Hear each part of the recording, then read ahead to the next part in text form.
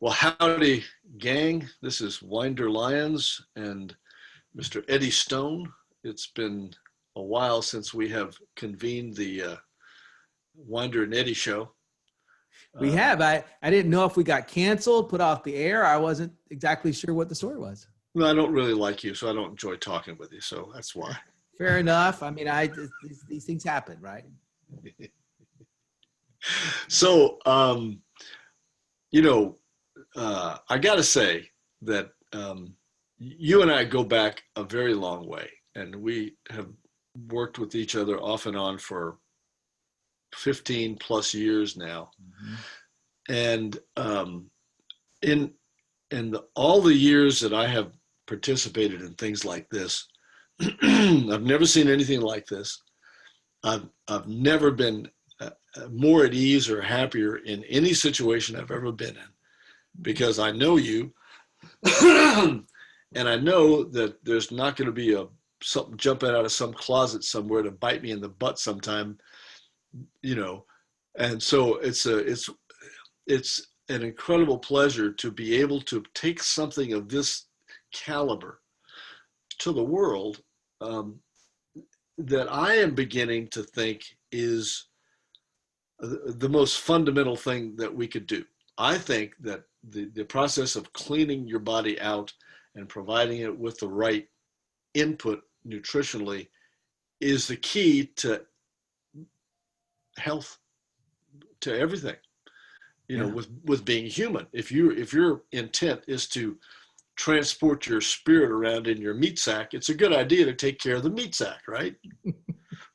Yeah. I mean, I maybe have heard that said more eloquently, but yes, I do agree with your analogy of the meat sack. I'm shocked. What? Jeez. We So, may have some vegans out there that struggle with that terminology, but yes. And okay. to your point, obviously we all still wrestle with this pandemic, and as we're talking right now today, our nation went over 200,000 deaths.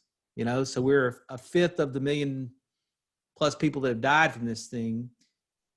But it's interesting to me, amongst all the disruption and, of course, the heartbreak, there's so much, heartbreak out there.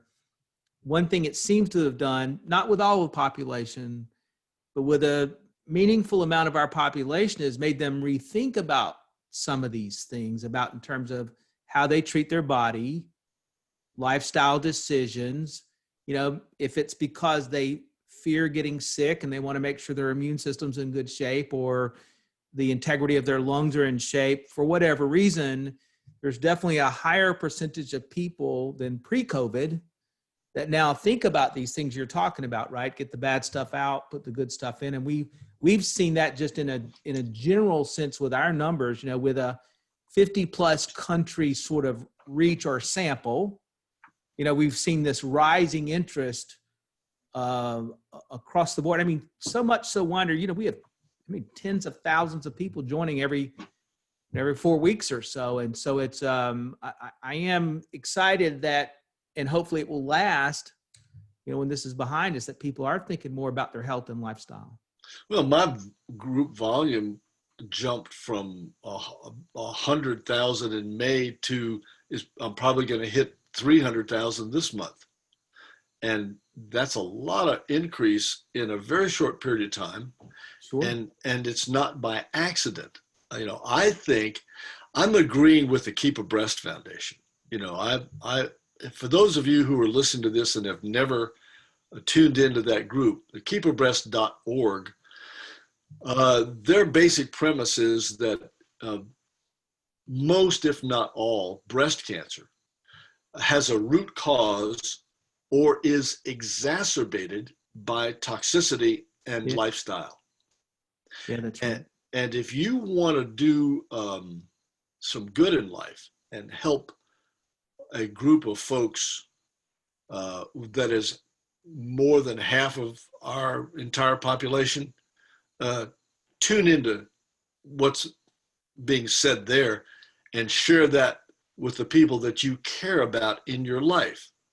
I mean, if they're female, and this is, I would suggest, pertinent.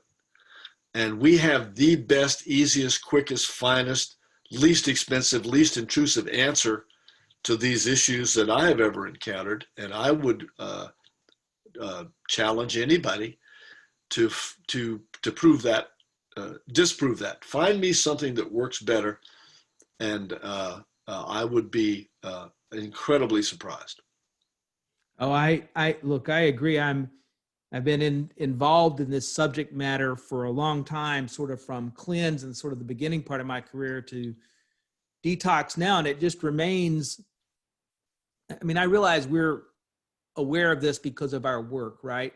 But it remains a little bit of shake your head kind of thing to me, that more people don't really consider what they're putting in their body more than just from a caloric standpoint, right? I mean, it's, you know, if you look at, for example, the PFAS is found in packaged good, or the fluorines that are found in nonstick cookwares, or all these things, or artificial colors and flavors, or whatever it is, people just don't, these toxic substances that are in just every consumer product, can't get away from them, right? It's almost impossible to get away from them, and not thinking about just the disruptive quality hormonally, otherwise, damage to your DNA, all these things. I mean, there's 100,000 plus chemicals that don't have human trials on them that are able to be utilized in consumer products every day around the world. So, I mean, it's, I want people, based upon my education, to think about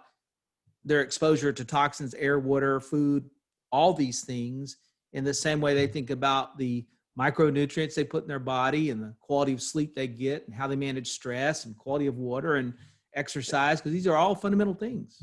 Well, you know, if people don't realize how prevalent toxicity is and what it means in your body, they are finding Teflon in the blood work of polar bears. Yes. What?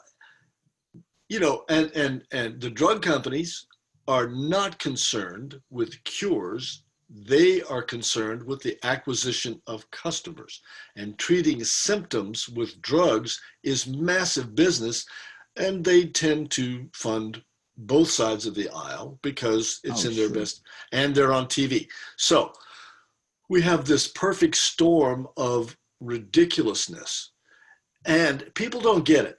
When you are a walking, talking, breathing Superfund site, right? You have what, 50 trillion cells, and the ports, the entrance points to all of those cells become clogged with particulate matter of heavy metals, insecticides, pesticides, herbicides, obesogens, etc. And what's the net result? Well, our cells, our systems cannot function as intended. Our energy is siphoned off to firewall those toxins, to monitor those toxins, so that we can not just, you know, croak right now. And the result is we're tired and we're sick.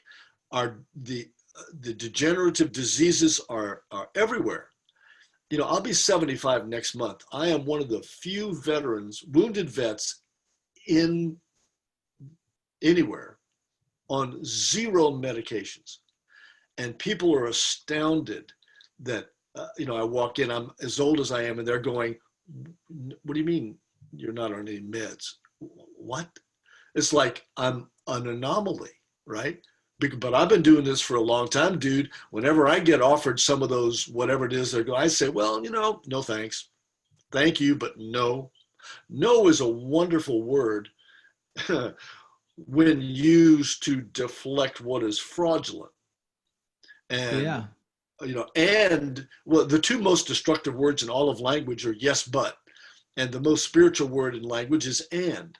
You know, it opens up possibilities. So the possibilities are, if you're sick and tired of being sick and tired, we've got the answer, the best one I've ever found, and it works, period. And we've got lots of stories about that.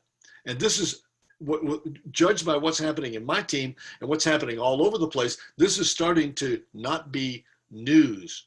it's going to be household wordy in about a year or three, and we're ahead of the wave right now. So if you want to do some good, yourself, people you care about, and in general,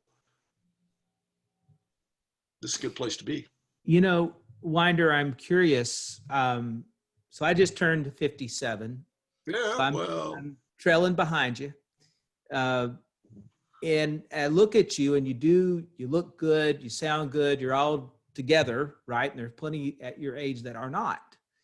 So what was that linchpin or that moment that caused you to pay attention to your health and make it, at least on some level, a priority, instead of just saying, oh, I got high blood pressure, let me take a medication, or whatever it was, right? Because that's essentially what happens is we sort of surrender the management of our health to a system, period.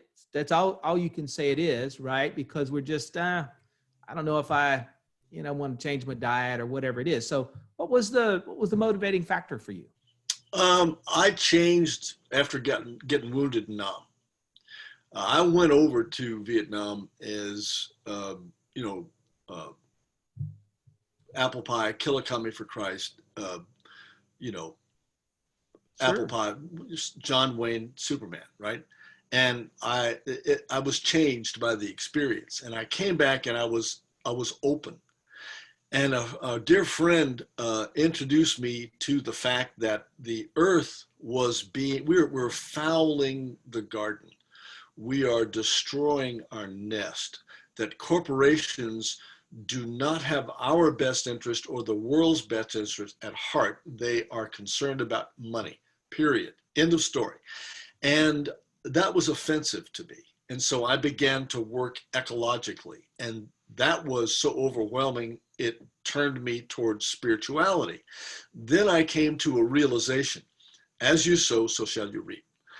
What this is a little out there. So for those who this might be a little much for, happy trails.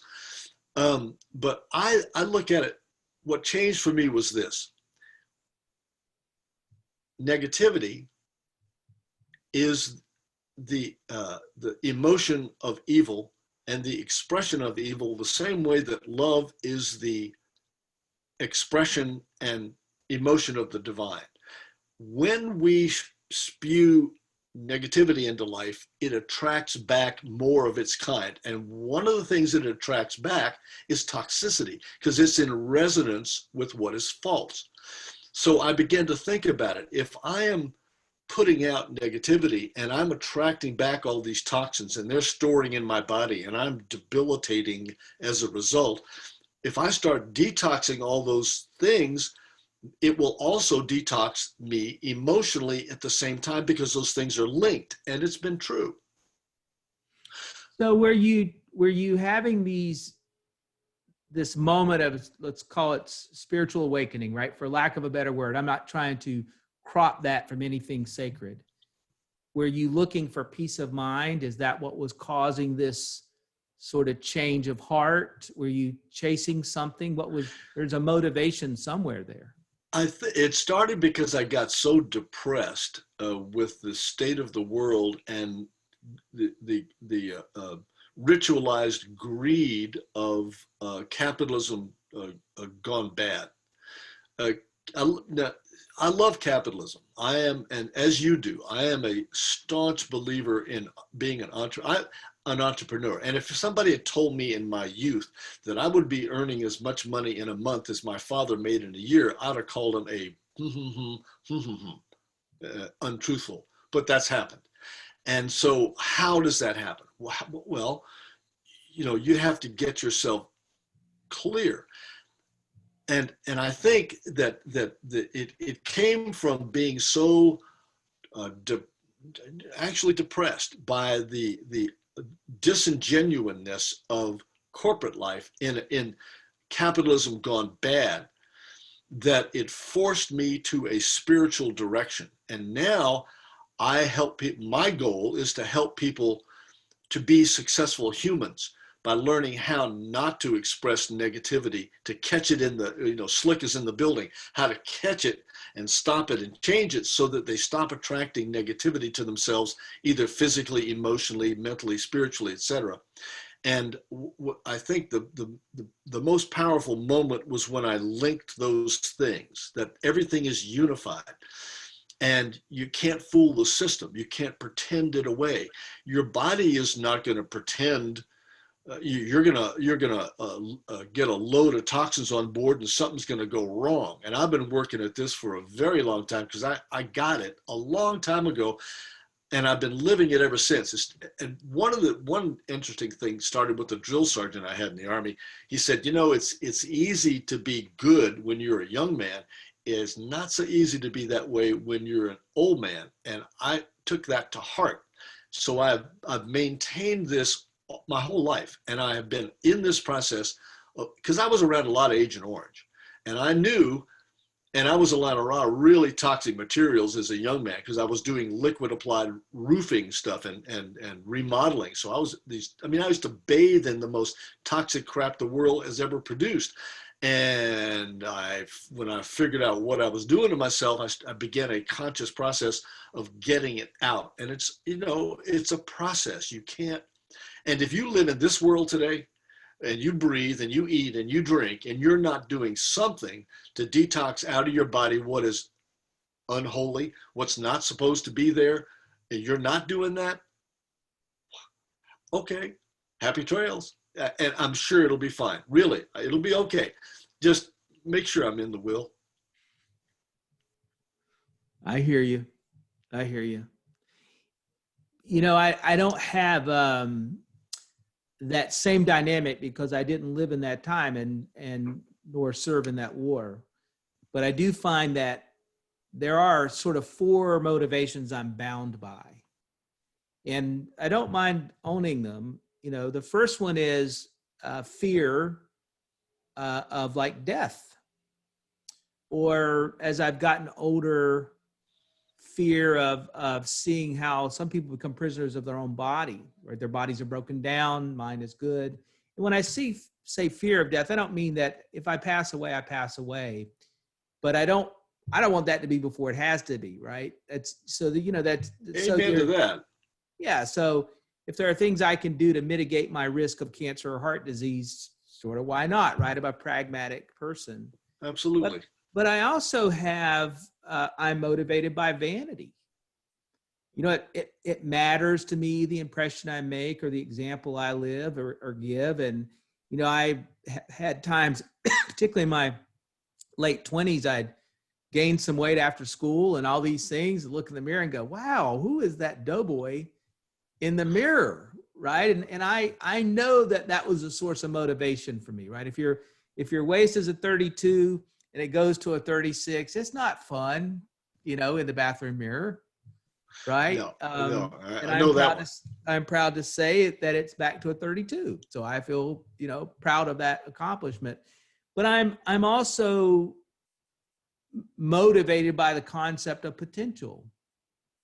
I really like this idea of living life to its fullest, to your full potential, and falling short of that is almost brings a sadness to me. Right now, we're not all motivated in the same way with that. And the fourth one for me is legacy. I don't think as broadly about my legacy beyond my family, but I think if I try to maintain a consciousness of my legacy with my family, it'll have a broader impact, right?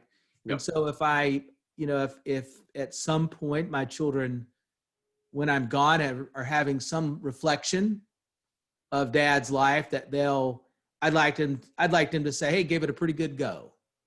He didn't use as much stuff up as he could have, and he tried to leave some behind.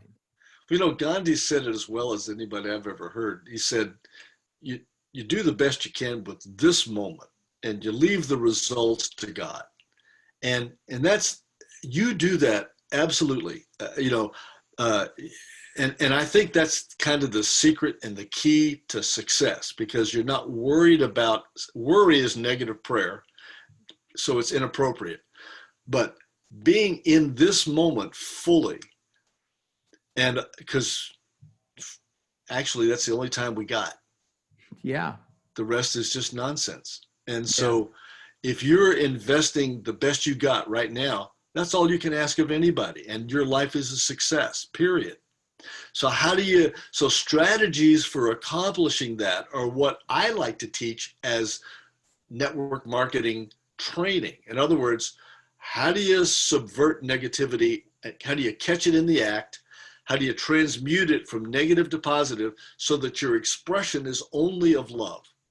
How do you do that? What's the strategy to do that? Because that's where it seems to me it falls apart for everybody.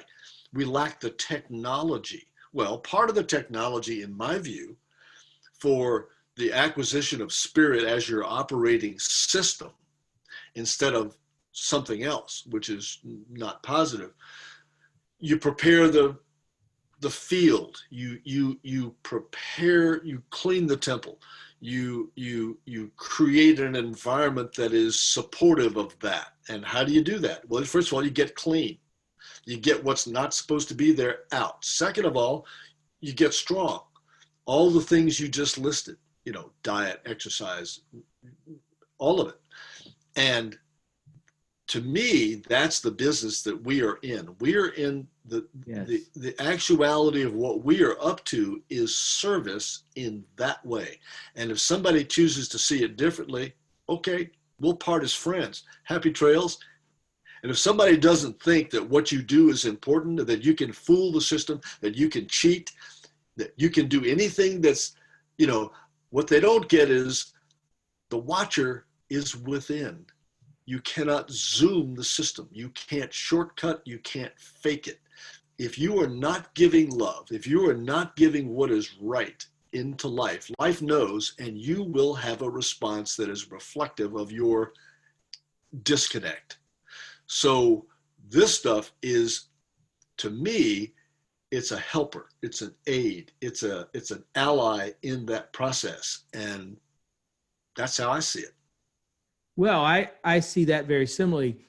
As we wrap up, one thing I would say for those that are listening, it starts with you and your example. Can't force these things on other people, but perhaps your example can inspire them, right?